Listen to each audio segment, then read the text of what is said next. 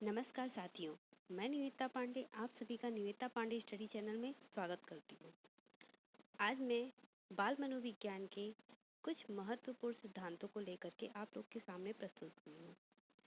तो आज हम एडोल्फो के ने अभिप्रेरणा के ERG सिद्धांत दिया था, जो मैस्लो के 5 मांगों को 3 भागों में बदलता है।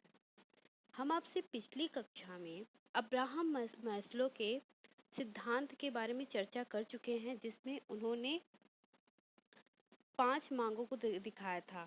पहला था जैविकी मांग, जिसे हम दैहिक कहते हैं। दूसरा सुरक्षा, तीसरा सामाजिक, चौथा सम्मान एवं प्रसिद्धि, सम्मान एवं पहचान, चौथा है आत्म सिद्धि। इन्होंने 5 मांगों को मैस्लो ने दिया था। एडोल्फो ने क्या किया है, इनकी 5 मांगों को 3 भागों में, कितने भागों में, 3 मांगों में बदला है। पहला अस्तित्ववादी मांग, भोजन, पानी एवं सुरक्षा। दूसरा है संबंध मांग। संबंध मांग में हम देखते हैं परिवार, मित्र एवं रिश्तेदार। फिर तीसरा है समृद्धि मांग, सफलता, संपत्ति, लक्ष्य की प्राप्ति। फिर अगला सिद्धांत है मॉर्गन एवं मुरे का सिद्धांत। इन दोनों ने अभिप्रेरणा का शारीरिक मांग का सिद्धांत दिया है। क्वेश्चन बन सकता है मॉर्गन और मुरे ने कौन सा सिद्धांत दिया है, तो उन्होंने अभिप्रेरणा का शारीरिक मांग का सिद्धांत दिया है। इसे शारीरिक रचना का भी सिद्धांत कहते हैं, जो व्यवहार वादियों के सिद्धांत के खिलाफ आया था। मॉर्गन और मुरे का सिद्धांत ये व्यवहारवादियों के सिद्धांत के खिलाफ आया था। व्यवहारवादी हर प्रकार की प्रेरणा का केंद्र वातावरण में उपस्थित उद्दीपकों को मानते हैं, जबकि मुरे का मानना है कि प्रत्येक प्रकार की अभिप्रेरणा का स्रोत मानव का शरीर होता है। व्यवहारवादी क्या मानते हैं, सभी तरह के प्रेरणा का केंद्र वातावरण में उपस्थित उद्दीपकों को मानते हैं, जबकि मॉर्गन और मुरे का सिद्धांत इनके सिद्धांतों के खिलाफ आया था।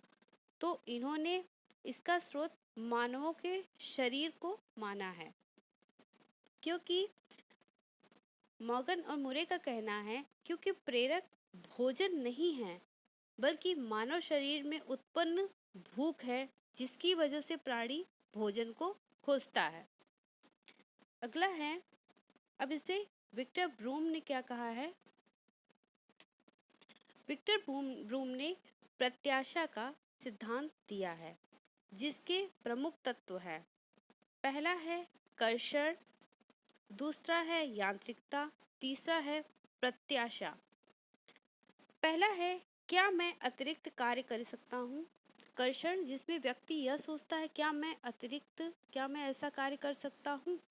फिर दूसरा यांत्रिकता, क्या मेरे प्रयास से मेरे लक्ष्य तक जाते हैं। पहले व्यक्ति सोचता है क्या मैं अतिरिक्त कार्य कर सकता हूँ, फिर दूसरे में व्यक्ति यह सोचता है क्या मेरे प्रयास, यानी जो मैं कार्य कर रहा हूँ, जो मैं प्रयास कर रहा हूँ, क्या ये मेरे लक्ष्य तक जाएंगे। प्रत्याशा में है, क्या लक्ष्य प्राप्त करने के बाद वांछनीय उम्मीद या फायदा मिला, मतलब हमने जो कार्य किया उस कार्य के बदले हमने जिस चीज की उम्मीद करी थी वो हमें मिला या नहीं मिला। तो विक्टर ब्रूम ने प्रत्याशा के 3 नियम दिए हैं। पहला है कर्षण, दूसरा यांत्रिकता, तीसरा प्रत्याशा। प्रत्येक व्यक्ति किसी कार्य को करते समय उस कार्य से होने वाले फायदे की उम्मीद करता है। अगर कोई व्यक्ति कोई कार्य कर रहा है तो वो उस कार्य को इसलिए करता है क्योंकि उसे उस कार्य से कुछ उम्मीद होती है। इसी को हम प्रत्याशा कहते हैं। अब अगर वास्तविक फायदा के लिए उम्मीद किए गए फायदे के बराबर या ज्यादा हो तो व्यक्ति प्रेरित होगा।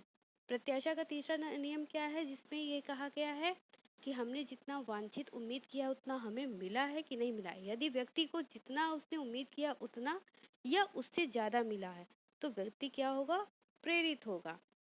जबकि अगर वास्तविक फायदा या उम्मीद किए गए फायदे से कम है तो व्यक्ति उसी के उत्साहित होने के बजाय हतोत्साहित हो जाएगा।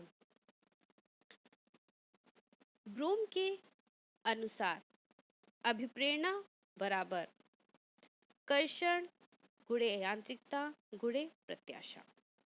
तो आज की क्लास में इतना ही है। मिलते हैं अगली क्लास में नए सिद्धांतों के साथ। धन्यवाद।